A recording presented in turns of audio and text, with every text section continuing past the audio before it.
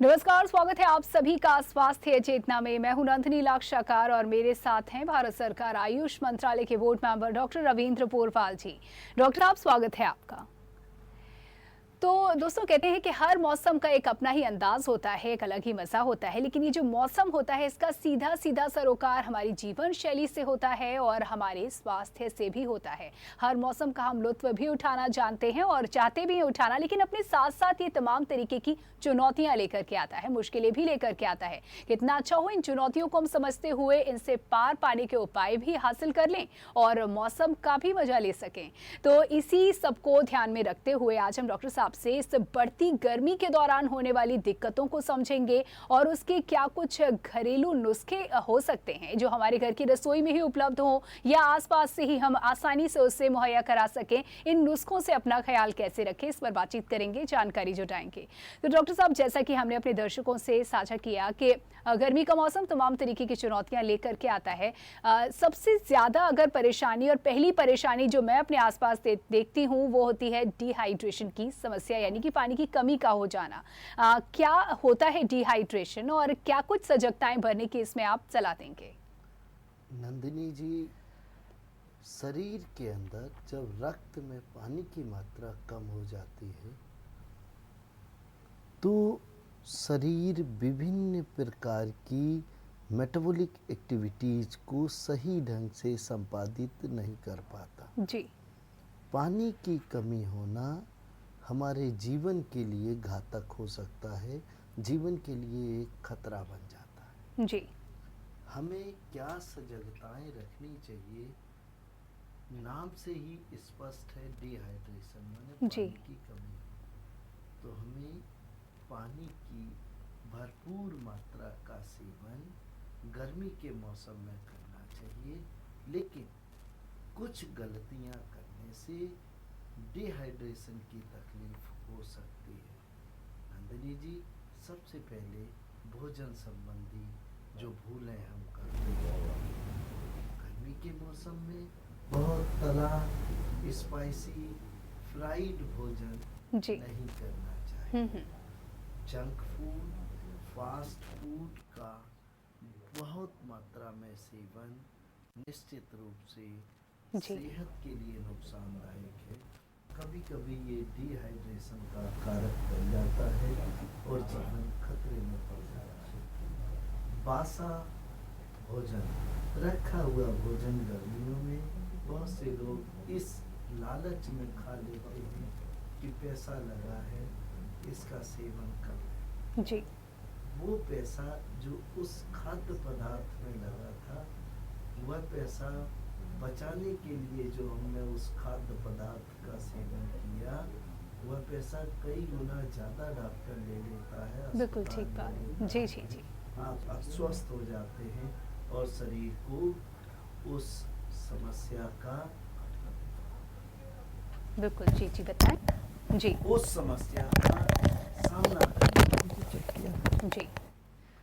दूसरा बहुत तीसरी बात बहुत जी जी। आप कभी भी धूप से वापस आए, गर्म स्थान से वापस आने के बाद जी जी जी, एहतियात बरतने की खास तौर पर। जी जी, ठंडा पानी ना पिए, शरबत ना पिए, कोल्ड ड्रिंक ना पिए। जी। बहुत से लोग खाना खाने के तुरंत बाद लस्सी, दूध पीकर निकलते हैं, जो भी गलत है। जी। प्यास लगने पर धूप में बाजार में हैं तो बहुत से लोग बाजारू चीजें जैसे कोल्ड ड्रिंक है, जी। सॉफ्ट ड्रिंक है, इनका सेवन कर लेते हैं। ये शरीर में पानी की मात्रा को और कम कर देते हैं और ग्लूकोज की मात्रा को रेज कर देते हैं। परिणाम स्वरूप हमें आँखों में अंधेरा छाना, हमें चक्कर जैसे लगना और कोई काम की इच्छा ना होना, उल्टियाँ और दस्त शुरू हो जाना जैसी दिक्कतें सामने आती हैं। जी। तो बिल्कुल जी, ये सावधानी बरतने की ज़रूरत है। देखिए, आमतौर पर हम क्या करते हैं कि सोचते हैं कि धूप है, बाहर गर्मी बहुत है, तो काफ़ी कुछ जैसे कि आपने बताया कि लस्सी का सेवन कर लेते हैं या ठंडा कुछ पेय पदार्थ लेकर के निकलते हैं, तो इसमें भी सावधानी बरतने की ज़रूरत है। तो डिहाइड्रेशन एक ऐसी चीज़ होती है जिससे हम हालाँकि बहुत जल्दी उबर तो जाते हैं, लेकिन इस दौरान बहुत ही दिक्कतों का सामना करना पड़ता है और ये जानलेवा भी हो सकता है, घातक भी हो सकता है, तो इन आप सावधानियों को ज़रूर बरतें। डॉक्टर साहब, अब अगर कोई ऐसा व्यक्ति है जो डिहाइड्रेशन के सिम्टम्स जिसमें दिख रहे हैं, जो परेशान है, दिक्कत उठा रहा है, तो तुरंत आप घरेलू क्या नुस्खा, ऐसा समाधान बताएंगे कि घर में ही उसको तुरंत लाभ पहुंचाया जा सके? डिहाइड्रेशन के समय शरीर के अंदर सोडियम और पोटेशियम लेवल कम हो जाते हैं, जी ग्लूकोज लेवल भी गिर जाता है, जी कम हो जाता है। ऐसे समय आप आधा नींबू 1 कप पानी में निचोड़िए। ये विटामिन सी का एक नेचुरल स्रोत है। थोड़ा सा नमक, शहद अगर उपलब्ध हो तो 2 से 3 चम्मच शहद या 2 से 3 चम्मच चीनी, जी और इसको अच्छी तरह मिलाइए। अब इसमें भुना जीरा और हींग अगर संभव हो तो मिला लें। अब इसे घूंट घूंट करके नहीं पीना है नंदिनी जी। बहुत से लोग 1 गिलास पिला देते हैं, जी जो ही ये पानी जाता है शरीर तुरंत उल्टी कर देता है और ये पूरा पानी बाहर निकल जाता है। इस शिकंजी को, इस इलेक्ट्रोलाइट्स को बैलेंस करने वाले अमृत को आप आधा आधा चम्मच करके मुंह में डालिए। जी जैसे आधा से 1 चम्मच मुंह में डाला, फिर 30 सेकंड रोकिए, फिर दूसरा डालिए, फिर तीसरा डालिए। 1 कप को पिलाने में लगभग 10 से 15 मिनट लगें। जी और जी 1 कप जब ये पानी पी लेंगे तो समझिए 100 ml ग्लूकोज चढ़ गया। जी जैसे ग्लूकोज धीरे धीरे चढ़ाते हैं, जी जी बस वही प्रक्रिया को अपनाना है। गट गट गट गट गट गट 1 गिलास पिएंगे तो वो शरीर में रुकेगा नहीं, जी। लूज मोशन लगाएगा। ये पिलाने के बाद अगर देखें कि दस्त बंद नहीं हो रहे हैं, दस्त बहुत हो रहे हैं, तो हरी धनिया का पीस के चटनी जैसा बना लें। इसमें मिर्ची और दूसरी चीज़ें ना डालें। जी इस हरी धनिया को पानी में, पिसी हुई हरी धनिया को पानी में घोल के इसका शरबत बनाएं। इसमें 3-4 चम्मच शहद, थोड़ा सा नमक और नींबू निचोड़ सकते हैं।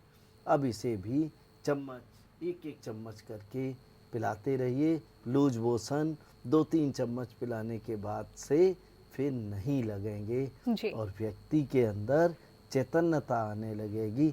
ज़्यादा संभावना ये है कि मरीज को अस्पताल में भर्ती करने की नौबत नहीं आएगी। जी बिल्कुल, और यही उद्देश्य है कि अगर स्थिति पर तुरंत हम काबू कर सकते हैं तो कौन से वो नुस्खे हैं, जैसा कि आपने हमारे दर्शकों को बताया।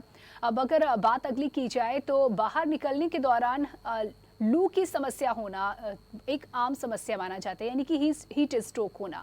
हालांकि अभी ऐसी दिक्कत नहीं है, लेकिन आने वाले समय में ये भी एक चुनौती बन करके देखी जाएगी। कुछ ही समय में, कुछ ही दिनों में ये दिक्कत भी देखी जा सकती है। लू लगना बेसिकली है क्या, और इसको लेकर क्या घरेलू नुस्खे आप बताएंगे? नंदिनी जी, जब शरीर का टेम्परेचर और बाहर के वातावरण का टेम्परेचर दोनों के बीच में सामंजस्य खत्म हो जाता है और वातावरण का टेम्परेचर हमारे शरीर को झुलसा देता है, अहित पैदा कर देता है, आंतरिक अंगों की कार्य प्रणाली को बंद कर देता है, कमज़ोर कर देता है, तो उस स्थिति में इस प्रकार के लक्षण सामने आते हैं। जी अब इन्हें कैसे बचें, कैसे लू के दुष्प्रभाव से शरीर को सुरक्षित रखें?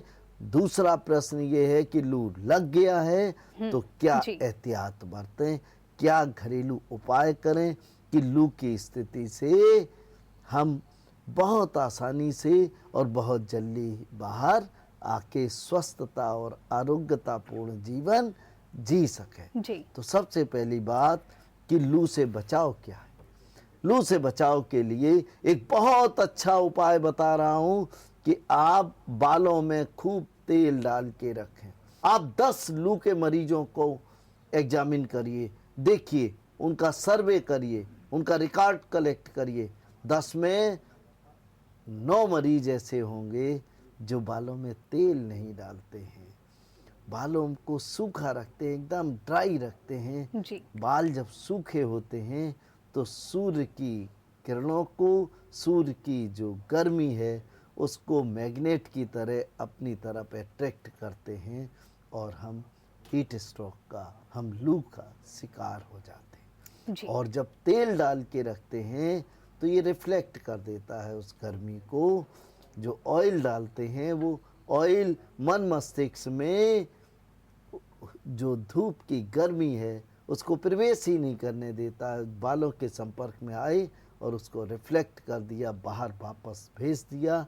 हल्की सी तपन महसूस हुई, लेकिन लू की चपेट में आने से हम बच जाते हैं। एक उपाय ये, और जी। जब घर से निकलें तो भरपूर मात्रा में पानी पी के निकलें।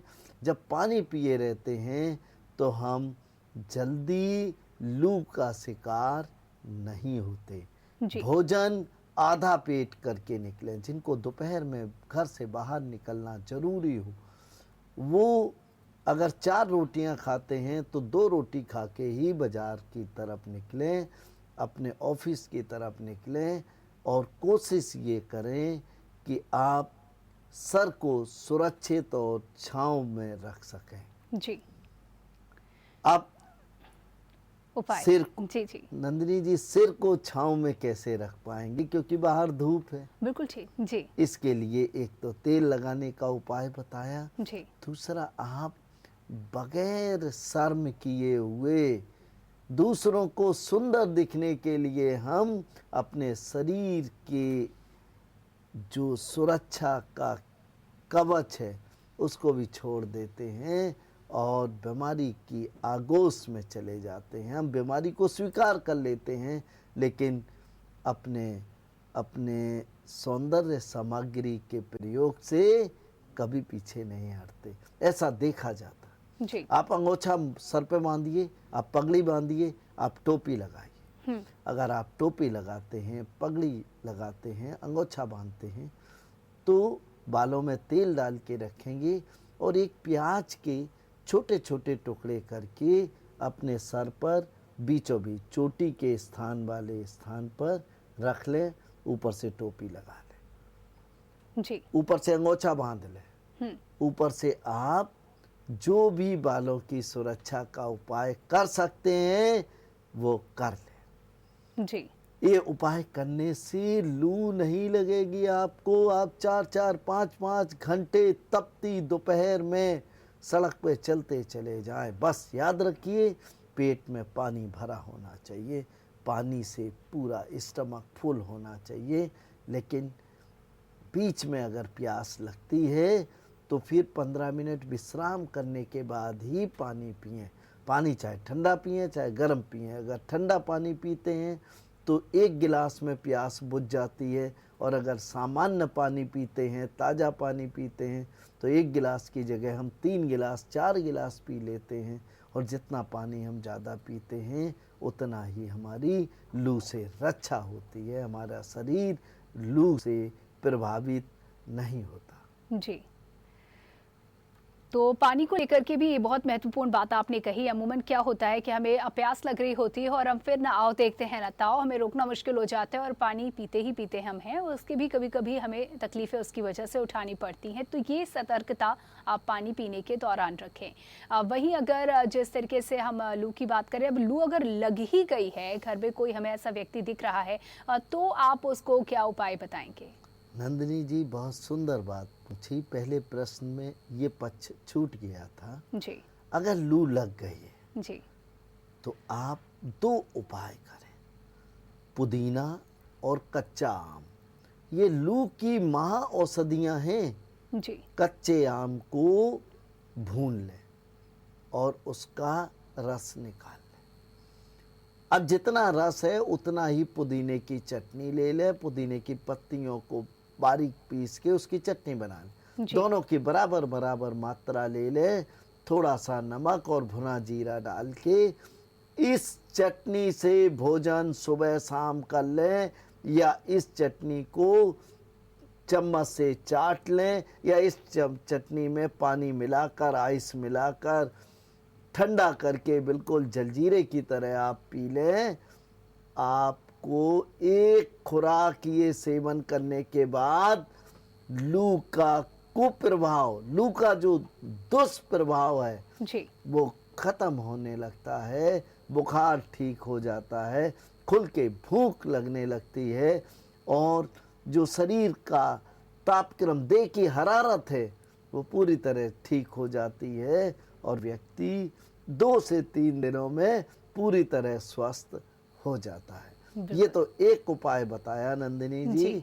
एक उपाय और बताना चाहता हूँ कि आप बाजार से कपूर, पिपरमेंट, सतअजवाइन, ये तीनों चीज़ें बाजार से खरीद लें जी। और इन तीनों को एक एक बूंद एक खाने वाले बतासे में रखकर सुबह दोपहर शाम व्यक्ति को कहें कि इसको बतासे को निगल ले या चबा के खा ले, ऊपर से पानी पी ले। एक दिन के अंदर लू का प्रकोप खत्म और आपका शरीर आरोग्यमय निरोगता की ओर बढ़ जाएगा। ये सरल उपाय है, लेकिन एक बार आजमा के देखें।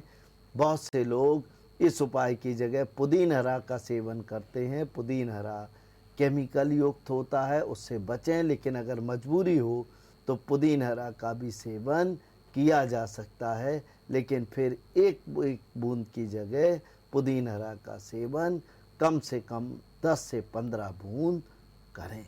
जी, तो ज़रूरत पड़ने पर आप इसका भी इस्तेमाल कर सकते हैं, लेकिन बेहतर होगा कि अगर आप प्राकृतिक रूप से जो प्रकृति से जुड़ी हुई चीज़ें हैं उनका इस्तेमाल करें, उनके मूल स्वरूप के साथ उनका इस्तेमाल करें। देखिए, जब भी हम बीमार पड़ते हैं और दवा की बात आती है या इलाज कराने की बात आती है, तो जो दवाइयाँ होती हैं उनके स्वाद से जो हमारी ज़ुबान है ना, वो कड़वा जाती है, यानी कि हम उनका इस्तेमाल नहीं करना चाहते पर करना पड़ता है। पर डॉक्टर साहब, आपके नुस्खों की बदौलत या इस कार्यक्रम की खासियत बन गई है कि जो नुस्खे हम अपने दर्शकों को बताते हैं वो बड़े स्वाद वाले होते हैं, स्वादिष्ट होते हैं। आगे बढ़ते हुए अगर बात की जाए, हर मौसम की तुलना में गर्मी के मौसम में हम पाते हैं कि फूड पॉइजनिंग के केस ज्यादा आते हैं। ऐसा क्यों होता है और ऐसी स्थिति में क्या बचाव की आप सलाह देंगे? नंदिनी जी, फूड पॉइजनिंग माने सामान्य रूप से जो हमने आहार लिया, वह आहार जब शरीर के अंदर गया तो उसके अंदर मौजूद बैक्टीरिया, वायरस या उस खाद्य पदार्थ के अंदर जो मौजूद तत्व हैं जी। उन तत्वों ने शरीर के अंदर एक हलचल मचा दी, एक आंधी पैदा कर दी, एक शरीर के अंदर गड़बड़ पैदा कर दी, और ये गड़बड़ फूड पॉइजनिंग के रूप में सामने आई। उल्टियाँ लग रही हैं, दस्त लग रहे हैं, बार बार आधा पचा हुआ खाना बाहर निकल रहा है। फिर ऐसी नौबत आ जाती है कि पानी भी पीते हैं तो उल्टी हो जाती है, और व्यक्ति को जबरदस्ती बगैर परिवार के इच्छा होते हुए भी इस छोटी सी समस्या के कारण उसे अस्पताल में भर्ती करना पड़ता बिल्कुल। है। अब इस समस्या से बचे कैसे? नंदिनी जी, ये भी उपाय अगर आपकी अनुमति हो तो बता दूं। जी बिल्कुल। इससे बचने के लिए अभी हमने आज के एपिसोड में जो शिकंजी बनाने की विधि बताई है, उसी शिकंजी का एक एक चम्मच सेवन कराएं, एक एक मिनट में एक एक चम्मच जी।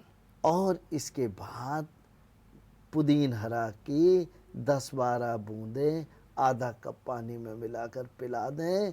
सुबह दोपहर शाम ये उपाय करें, आप देखिए जादुई असर होगा और आप पूर्ण आरोग्य होंगे। बिल्कुल। तो गर्मियों का मौसम, जैसे कि मैंने पहले ही कहा, कि तमाम तरीके की चुनौतियां लेकर के आते हैं, लेकिन अगर कारगर नुस्खे आपके पास हैं तो आपको डरने की ज़रूरत नहीं है। और अगली समस्या का भी जिक्र करते हैं, और उसके लिए भी कोई ऐसा ही आसान सा और असरदार नुस्खा आप तक पहुंचाते हैं। तो डॉक्टर साहब, आगे बढ़ते हैं और बात करते हैं घमौरियों की, यानी कि स्किन से संबंधित ये समस्या है। गर्मी का मौसम आते ही तमाम तरीके की जो स्किन डिजीज़ हैं, परेशानियाँ आ जाती है, और उनमें सबसे कॉमन जो परेशानी है वो होती है घमौरियों का होना। ऐसा क्या हो जाता है जिसकी वजह से घमौरियाँ हो जाती हैं? किसी को अलग अलग तरीके की घमौरियाँ होती हैं, लेकिन घमौरियाँ ही उसे कहते हैं। नुस्खा क्या बताएंगे, साथ ही क्या बचाव? नंदिनी जी, घमौरियों का नुस्खा हम दो बताएंगे। जी एक ग्रामीण क्षेत्र के लोगों के लिए, एक शहर के क्षेत्रों। जी, बहुत बढ़िया। जी ग्रामीण क्षेत्र के लोग एक रामबाण उपाय करके देखें। थोड़ी सी गेरू ले लें जी और गाय का गोबर और खेत की साफ सुथरी मिट्टी, दोनों को बराबर बराबर मात्रा में, लगभग जैसे एक सेर मिट्टी है जी। तो उसी मात्रा में, उसी अनुपात में गाय का गोबर, जी और दोनों को अच्छी तरह मिला के इसमें दशांश आप गेरू मिला लें और इसको पूरी पीठ पर, पैरों पर, जहाँ जहाँ घमौरियाँ परेशान कर रही हैं, ऐसी स्किन की दिक्कत। नंदिनी जी, बहुत से लोगों को घमौरियाँ बिल्कुल नहीं दिखती, स्किन बिल्कुल नीट एंड क्लीन है, जी लेकिन एलर्जिक डर्मेटाइटिस है, बहुत खुजली होती है और खुजली के कारण बेचैन हो जाते हैं, रात में नींद पूरी नहीं हो पाती, क्योंकि ये बीमारी ही रात में एक्टिव होती है। जी इस बीमारी से बचाव के लिए, इस बीमारी से बचने के लिए एक बहुत कारगर नुस्खा हम आपको बताना चाहते हैं। नंदिनी जी, इस नुस्खे का प्रयोग ग्रामीण क्षेत्र के लोग करें कि इन तीनों चीज़ों को मिला के पीठ पे अच्छी तरह लगा लें। 10 मिनट तक इन्हें लगा रहने दें, 10 से 20 मिनट तक लगा रहने दें। थोड़ा सा सूखने पर आप सामान्य पानी से इसे गीला करते रहें और फिर स्नान कर लें। जी स्नान करने के बाद कपूर डाल के नारियल का तेल तैयार रखें और उसको पीठ पे लगा दें, या जो क्रीम आप लगाना चाहते हैं वो लगा लें। ऐसा उपाय सुबह और शाम कर लें। आप देखिए, एक हफ्ते के अंदर घमौरियाँ गायब, आपका चेहरा बेदाग, यहाँ तक कि जो कील मुहासे भी हो जाते हैं या जी। कीड़े काटने के दाग धब्बे हो जाते, वो भी इस उपाय से पूरी तरह ठीक हो जाते हैं। अब बिल्कुल। नंदिनी जी, बात अभी पूरी नहीं हुई है। जी जी, अब शहर के लोग क्या करें? शहर के लोगों के लिए गोबर मिलना कठिन है, बहुत मुश्किल हो मिट्टी जाता है। मिलना कठिन है, बिल्कुल ठीक। और घमौरियाँ तंग करती हैं। बिल्कुल। हम तरबूज खाते हैं नंदिनी जी। जी तरबूज खाने के बाद तरबूज का जो छिलका होता है, मोटा सा जो पार्ट होता है, जी जी उसको ले लें और उसके छोटे छोटे टुकड़े करके मिक्सी में पीस लें। जी आप जितना ये है उसका 20वां भाग जी एलोवेरा का जेल मिला लें। अगर ये 1 किलो का आपने तैयार किया है जी पेस्ट, जी जी तो उसमें 50 से 100 ग्राम एलोवेरा का जेल मिला लें। फ्रेश पत्ती तोड़ के साइड में काट के उसका जो जेल निकलता है, उसकी बात मैं कर रहा हूँ। जी और बस इसे पीठ पे अच्छी तरह लगा लें। 1 दिन में घमौरियाँ गायब हो जाएंगी, नई घमौरियाँ निकलना कम हो जाएगा और कुछ समय के बाद आपका पीठ पर पूरी गर्मी, कोई घमौरी या कोई दूसरी तकलीफ नहीं। बिल्कुल। देखिए, समस्या होती है और समाधान उसका ज़रूरी होता है, भले ही वो समस्या बड़ी लग रही हो या छोटी, परेशानी तो देती ही है और नुस्खे हम आप तक पहुंचा रहे हैं। यकीन मानिए, सिलसिला अभी भी जारी रहेगा, लेकिन फिलहाल यहाँ एक ब्रेक के लिए रुकना होगा। जल्द लौटेंगे, कहीं मत जाइएगा।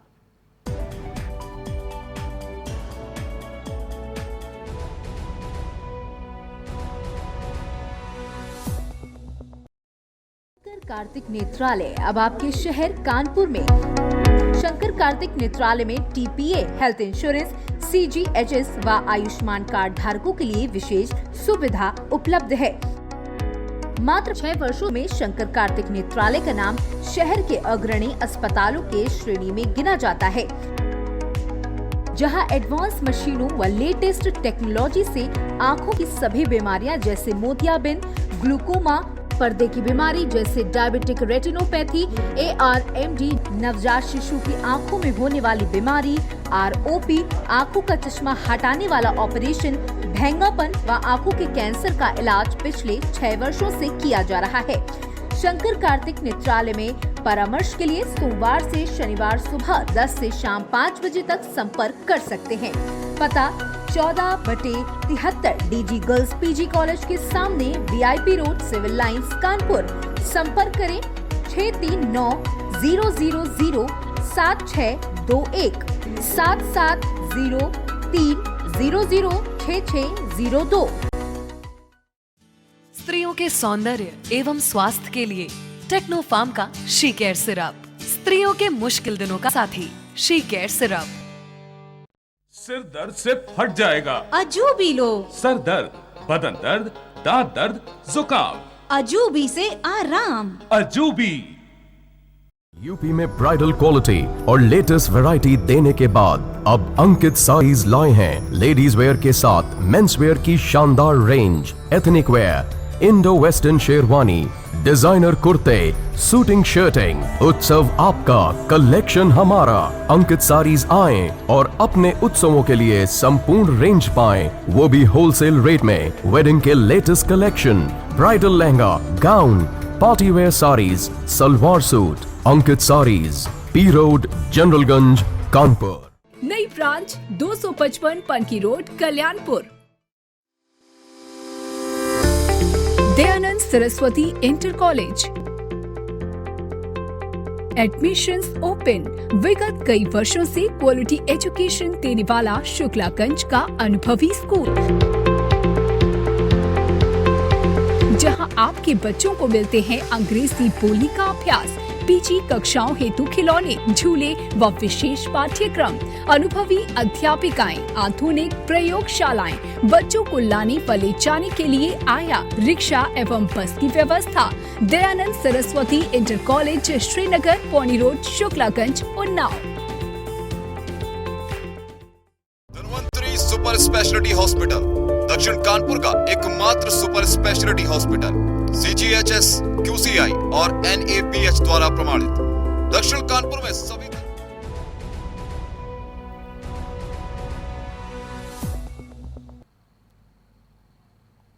ब्रेक के बाद एक बार फिर से आप सभी का स्वागत है। स्वास्थ्य चेतना देख रहे हैं आप, और चर्चा चल रही है कि किस तरीके से गर्मी के मौसम में होने वाली परेशानियों से अपना ख्याल रखें घरेलू देसी नुस्खों के जरिए। तो डॉक्टर साहब, इसी श्रृंखला को आगे बढ़ाते हैं, इस क्रम को आगे बढ़ाते हुए अगर बात की जाए, आपने एक नुस्खे के दौरान कहा कि पानी पीने के दौरान भी हमें सजगता बरतनी चाहिए कि आप 15 मिनट रुक करके, ठहर करके पानी है अगर हम कहीं बाहर हैं और हमें बहुत प्यास लग रही है।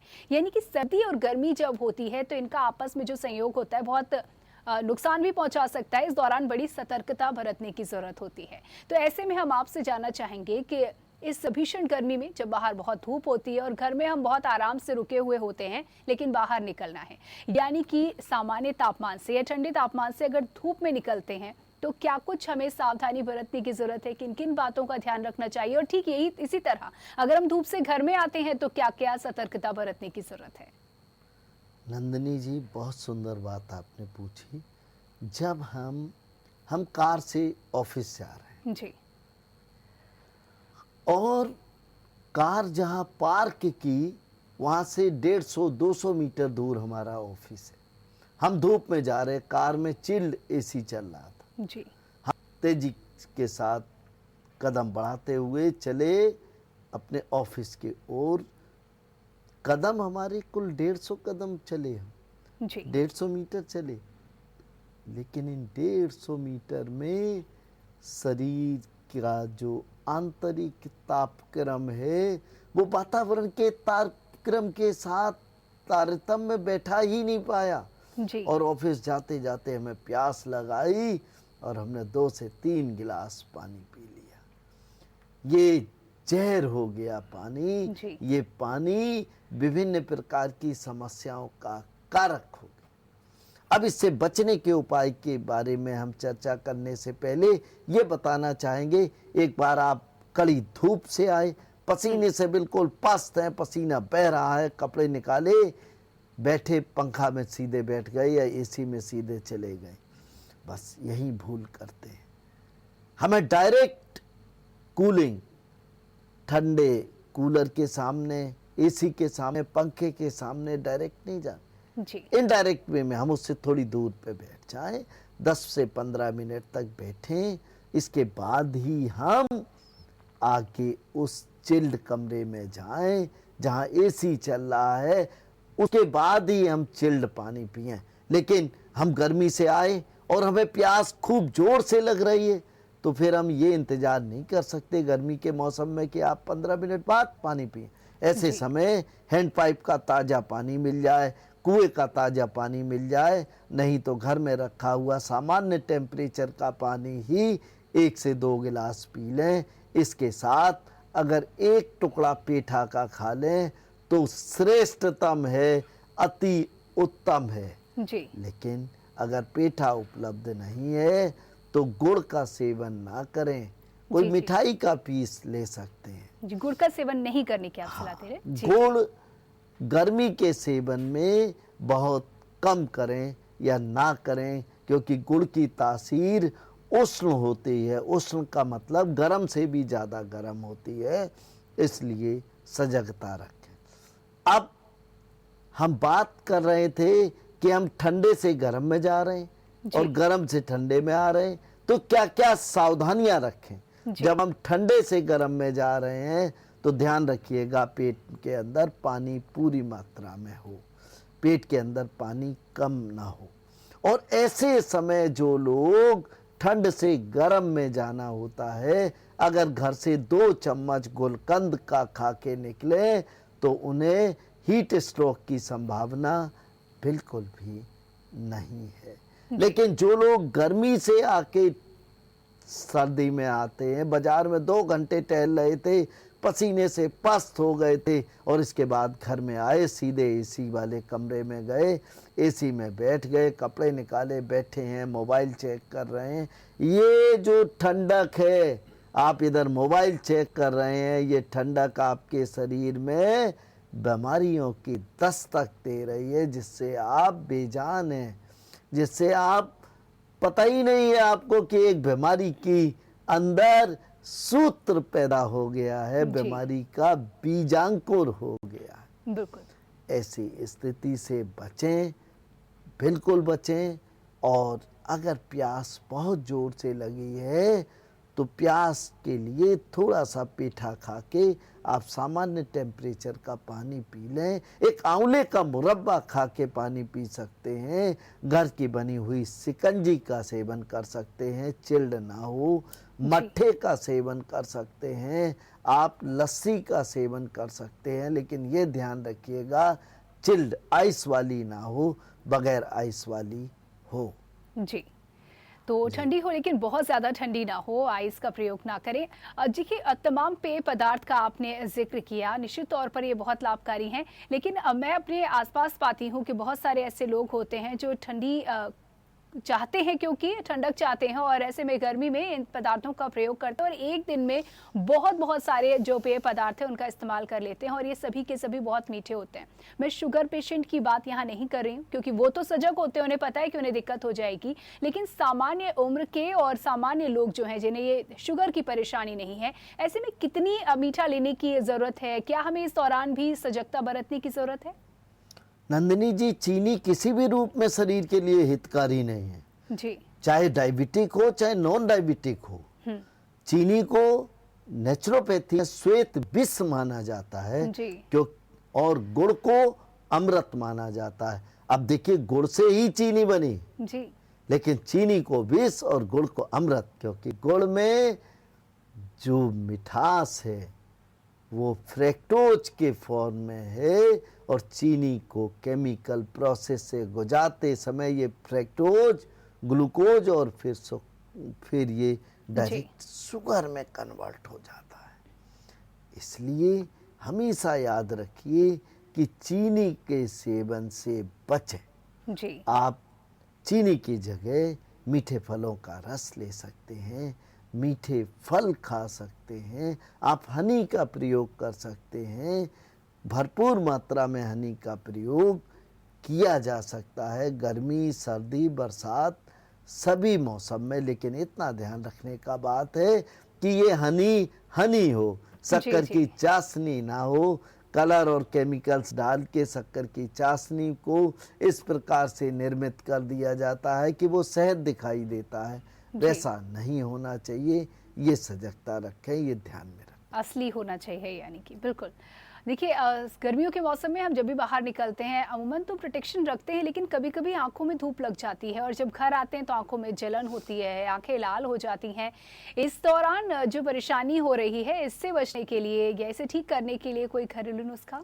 नंदिनी जी, आंखों में लालामी और आंखों में कड़वाहट, ये दोनों एसिडिटी के कारण होते हैं। पित्त का निर्माण जब शरीर के अंदर बढ़ जाता है तो कोई एलर्जन हमारी आँखों के अंदर दुख पैदा करता है। ये एलर्जिक डिसऑर्डर आँखों की लालामी पैदा कर देता है और ऐसे समय विभिन्न प्रकार के वायरस आँखों पर अटैक कर देते हैं और आँख को रुग्ण कर देते हैं और हमें इलाज के लिए चिकित्सक के पास जाना होता है क्योंकि आँख को बचाना है। बिल्कुल ठीक। अब बात ये है कि आँख की लालामी, आँख की कड़वाहट को ठीक कैसे किया जाए। तो प्राथमिक उपचार की दृष्टि से आप शुद्ध गुलाब जल को दिन में 2-2 बूंद करके दोनों आँखों में कम से कम 10 से 12 बार डालें। नंदिनी जी, अक्सर आई ड्रॉप या ईयर ड्रॉप के लिए डॉक्टर कहते हैं ये 6 बार डालना है, दूसरा वाला 8 बार डालना है, ये 4 बार डाल। वो क्या है, जो शरीर की जरूरत है उसके अनुसार चिकित्सक बताता है। मैं कहता हूं कि आप गुलाब जल की आंखों में डालने को दिन में कम से कम 5 बार 6 बार जरूर डालें जी। ये आंखों की ताजगी बनाए रखता है, आंखों की थकान को रोकता है और सबसे बड़ी बात है आई बॉल के प्रेशर को ये नियंत्रित कर देता है, कम कर देता है और आपको आरोग्यता का मार्ग बताता है। तो बहुत ही आसान और नेचुरल सा तरीका है ये, और जो इसका आपने बताया कि लाभ जो हैं वो बहुत ज़्यादा अच्छे हैं, बहुत ही लाभकारी है। आगे बढ़ते हुए अगर बात की जाए, गर्मियों के मौसम में हमें सनबर्न की बड़ी परेशानी हो जाती है, लड़कियां या फिर युवाओं की बात की जाए क्योंकि ये ज़्यादा कॉन्शियस होते हैं अपनी ब्यूटी को लेकर के, तो सनबर्न बहुत ज़्यादा हो जाता है चाहे कितना ही प्रोटेक्शन क्यों ना रखा जाए। इसके लिए कोई घरेलू नुस्खा? नंदिनी जी, जब हमारे चेहरे पर, हमारे शरीर पर सूर्य की रोशनी, सूर्य की किरणें डायरेक्ट पड़ती हैं तो हमारी त्वचा झुलस जाती है। और अगर हमने एक गलती कर दी कि शरीर के अंदर पानी की भरपूर मात्रा नहीं है, डिहाइड्रेशन की स्थिति तो नहीं है लेकिन पानी कम है, तो उस स्थिति में हमारी स्किन झुलस जाती है। इसको सनबर्न नाम दे देते हैं, लेकिन सही मायने में ये हमारी एक गलती, एक भूल का नतीजा होती है। आप बाजार से चंदन की लकड़ी को खरीद लें, ओरिजिनल चंदन, और उसको घिसें, गुलाब जल में अच्छी तरह घिसें और उसको पूरे चेहरे पर, पूरे गालों पर अच्छी तरह लगा लें। ध्यान रखिएगा आँख की पलकों के ऊपर भी इसे लगा लें जी। इसके लगाने की 15-20 मिनट के बाद एक बार थोड़ा सा गुलाब जल दोनों हाथों में लेके आपस में रगड़ के इसको हल्के से कोमलता से स्पर्श करके इसे गीला कर लें और फिर आधा घंटे के बाद मुंह को धो लें। आप देखिएगा क्या ताजगी आती है और जो हीट स्ट्रोक, जो लू लगने या जो सनबर्न के कारण चेहरे की ताजगी खत्म हो गई थी, चेहरे की आकर्षण खत्म हो गया था, आप 2-3 दिन ये प्रयोग करके तो देखिए जी, आप निराश नहीं होंगे। आपको एक चमत्कारिक नुस्खा हाथ लग जाएगा, ऐसा आप दूसरों को बताएंगे। बिल्कुल। देखिए, जीवन शैली का सीधा सीधा असर हमारे जो शरीर है, जो समस्याएं जिससे होती है उसका पड़ता है, उस पर असर पड़ता है। तो जीवन शैली में खाने की भी बड़ी महत्वपूर्ण भूमिका होती है। तो इस मौसम को ध्यान में रखते हुए आप भोजन के दौरान क्या सावधानी बरतने की सलाह देंगे या क्या क्या चीज़ें हमारे भोजन में शामिल करने की सलाह देंगे? नंदिनी जी, गर्मी के मौसम में हम हरी पत्तेदार सब्जियों का सेवन बढ़ाएं।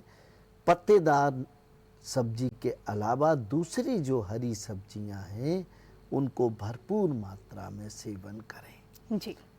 बासा खाना बिल्कुल ना खाएं, रखा हुआ खाना। बहुत से लोग आटा गूंथ के फ्रिज में रख देते हैं, सवेरे गूंथ लिया, उसी से शाम को रोटियां बन रही हैं और खुला फ्रिज में रख देते हैं। जी। फ्रिज के अंदर हमेशा ढक के रखें और ऐसा मौका कभी आ जाए तो सुबह का शाम को इस्तेमाल कर लें। लेकिन नियमित रूप से कुछ परिवारों में आटा गुथा रखा रहता है, कोई दूसरा मेंबर आया, कोई तीसरा आया, कोई लड़की आई, कोई आया, जो आता गया उसके लिए उस आटा गुथा हुआ जो रखा है फ्रिज में निकाला गया, उसकी 4 रोटियां सेक दी गई, उसने उसका सेवन कर लिया, गरम गरम खा के चल दिया। ये बहुत नुकसानदायक है। हमें इस बुरी आदत से बचना होगा। परिवार को स्वस्थ रखने के लिए इस प्रकार के जो भूल करते हैं उससे बचाव बहुत जरूरी। बिल्कुल। एक बात और कि जीरो ऑयल, गर्मी भर ऑयल का सेवन ना करें। Oil zero. 1 किलो सरसों के तेल में पूरे परिवार का खर्चा चल जाए और उसमें से 750 ml बच भी जाए। बिल्कुल। ये प्रयास करिए। जी जी। बगैर तेल के उबलाओ। जहां ऑयली हुआ, स्पाइसी हुआ, वहां गर्मी में अनेक बीमारियों को निमंत्रण देने का ये कार्य होता है। इसलिए ऐसे खाद्य पदार्थ से बचें। बिल्कुल। देखिए, आपने सेहत के लिए खर्च करने की बात तो सुनी होगी, लेकिन यहाँ पर सेहत आप हासिल कर सकते हैं बचत के साथ, यानी कि आपकी बचत जितनी हो जाएगी यहाँ पर सेहत भी उतनी ही मेंटेन रहेगी। अब बात तो उन लोगों की कर लेते हैं। चलते चलते एक आखिरी सवाल डॉक्टर साहब आपसे करना चाहूँगी। लोग जो एक्सरसाइज करते हैं, डेली योगाभ्यास करते हैं, प्राणायाम का कुछ प्रयोग करते हैं, ऐसे लोगों को गर्मी के मौसम में ध्यान रखते हुए किन प्राणायाम की को करने की, कंटिन्यू करने की सलाह देंगे या किन्हें रोकने की सलाह देंगे? नंदिनी जी, बहुत धन्यवाद, बहुत सुंदर बात। बहुत से लोग 8 प्राणायाम करते हैं। हमारे योग के शास्त्रों में 8 प्राणायाम बताए गए हैं। इन 8 का प्राणायाम का अभ्यास उचित नहीं है। गुरु आपके शरीर की प्रकृति, शरीर के रोगों की स्थिति और आपकी आयु आदि बातों का संज्ञान लेकर प्राणायाम करने की आपको सलाह देता है। वो प्राणायाम आपको दीर्घायु बनाता है। वो प्राणायाम आपके शरीर के आंतरिक अंगों में जो रुग्णता है, जो बीमारी है, जो कमजोरी, उसको दूर करने का काम करता है। जी। मैं अपने दर्शकों से सर्दियों में किए जाने वाले प्राणायाम और गर्मियों में किए जाने वाले प्राणायाम में फर्क बताना चाहता हूँ। शीतली और शीतकारी प्राणायाम शरीर को और मन मस्तिष्क को कूल एंड काम रखने के लिए होते हैं, शांत रखने के लिए होते हैं। गर्मी में इसका मौसम में जरूर अभ्यास करें। जी। लेकिन लोग गर्मी में भी सूर्यभेदी और भस्त्रिका जैसे प्राणायाम करते हैं जो शरीर को गर्मी पैदा करते हैं। आपको शरीर को इतना हीटेड कर देते हैं कि जरा सा घर से बाहर निकलने पर सर्दी हो गया, जुकाम हो गया, बुखार हो गया और विभिन्न प्रकार की दिक्कतें इम्यूनिटी रिलेटेड हो जाती हैं। जी। तो शीतली और शीतकारी प्राणायाम सर्दी में ना करें, गर्मी में खूब करें। सूर्यभेदी और भस्त्रिका प्राणायाम गर्मी में ना करें, सर्दी में खूब करें। बिल्कुल। तो क्या कुछ आपको प्राणायाम करना है, क्या खाना है, कैसे सावधानियां बरतनी हैं, तमाम बातें हमने आपसे साझा की। बहुत बहुत धन्यवाद डॉक्टर साहब इन तमाम जानकारियों के लिए। तो हम उम्मीद करते हैं कि आज की परिचर्चा में जो भी बातचीत हुई है ये ना सिर्फ आपको पसंद आई होगी बल्कि आप इसे अपनी जीवन शैली में, अपनी दिनचर्या में शामिल भी करेंगे। इसी के साथ ही स्वास्थ्य चेतना में इतना ही। देखते रहिए JMT news.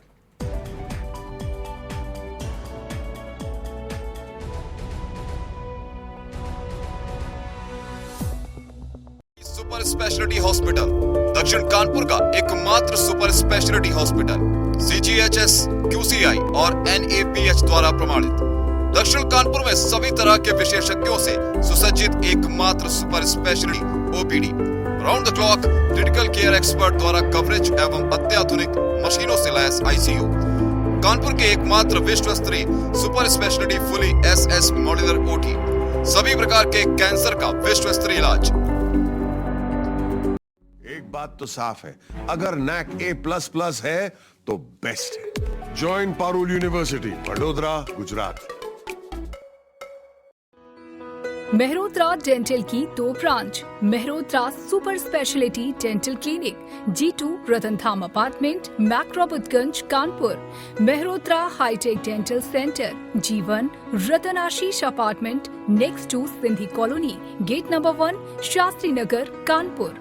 Dental treatment by super specialist MDS doctor, high tech implant, laser, root canal treatment, teeth whitening, cosmetic, orthodontic braces treatment and children dentistry center.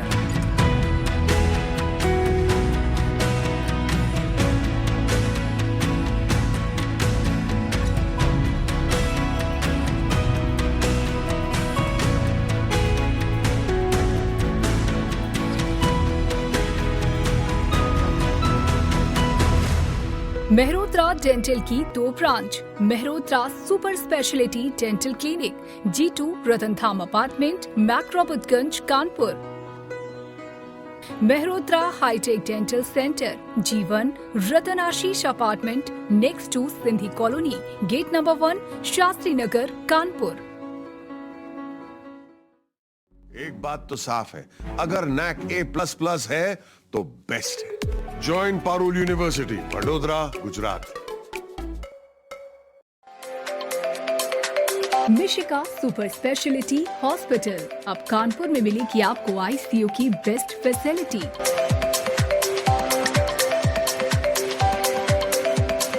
Highly trained doctors की देखरेख में, जहां है डॉक्टर सुरेंद्र पटेल और डॉक्टर प्रवीणा पटेल। स्त्री एवं प्रसूति रोग, हड्डी व जोड़ रोग, कैंसर, नेत्र, हृदय रोग, शिशु व बाल रोग एवं सभी प्रकार के रोगों का इलाज, 24 घंटे पैथोलॉजी, मेडिकल स्टोर एवं एम्बुलेंस की सेवाएं।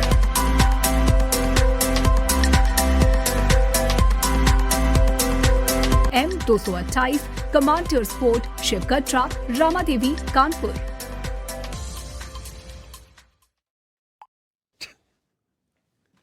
सुबह से अपने बच्चों को कंग्रेचुलेशंस टाइप कर चुका हूं। किसी की बेस्ट कंपनी में प्लेसमेंट हो गई, किसी को बेस्ट स्कॉलरशिप मिल गई, तो किसी को बेस्ट फॉरेन यूनिवर्सिटी में एडमिशन। पारुल यूनिवर्सिटी जब से NAC A++ हुई है, स्टूडेंट्स की तो निकल पड़ी है। कब्ज, गैस, पेट का भारीपन दूर करे। टेक्नोफार्म की कैस्टोफिन टैबलेट व चूर्ण कब्ज भगाए। कैस्टोफिन टैबलेट व चूर्ण, कैस्टोफिन।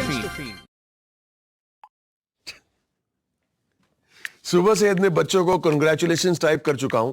किसी की बेस्ट कंपनी में प्लेसमेंट हो गई, किसी को बेस्ट स्कॉलरशिप मिल गई, तो किसी को बेस्ट फॉरेन यूनिवर्सिटी में